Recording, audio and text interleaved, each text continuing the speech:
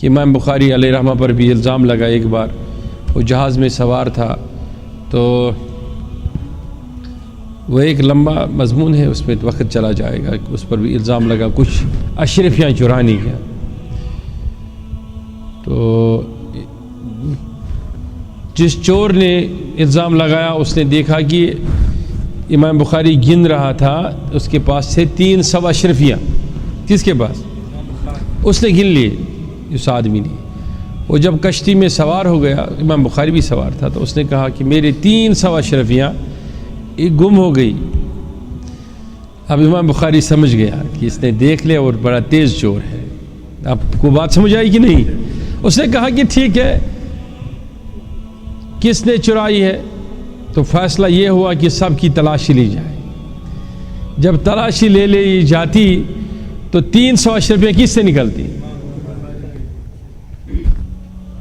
تو چور بھی بڑا چالاک تھا، ایک امام بخاری الزام میں گرفتار بھی ہوتے اور دوسرا کہ 300 اشرفیاں بھی چلی جاتی۔ امام بخاری نے یوں کر کے وہ 300 اشرفیاں دریا میں ڈالی۔ تھی کس کی؟ وہ امام بخاری کی ہی۔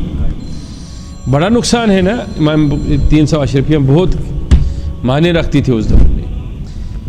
پھر جب تلاشی لی گئی وہاں کہیں سے نہیں نکلا۔ بعد میں وہ چور آیا، امام بخاری سے ملا، کہا کہ حضرت میں نے تو دیکھا اشرفیاں تیرے پاس تھی، تو نے وہاں کہاں چرا کے رکھی؟ اس نے کہا میں نے دریا میں ڈال دیے۔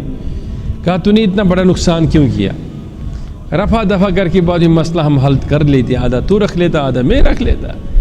تو امام بخاری نے کہا کہ جو محنت میں نے کی حدیث سے لانے کی پر، اور حضور علیہ الصلوۃ والسلام کی حدیثوں کا مسئلہ تھا، تو یہ ہزارہ روایتیں جو میری زندگی کی پونجی تھی، اتنا ہی کافی تھا میرے دشمنوں کے لیے۔ وہ لکھتے کہ ایک بار اس نے 300 اشرفیاں چرائی، اس پر الزام لگ گیا، اور میرے صحیح بخاری لکھنے کا کیا معنی تھا؟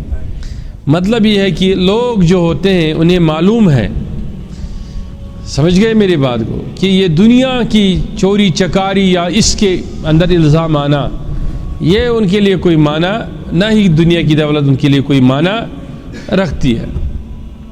تو ان کے لیے حیثیت یہ ہے کہ وہ انہوں نے اپنے روح کو کیا رب کے طرف راغب رکھا کہ نہیں رکھا۔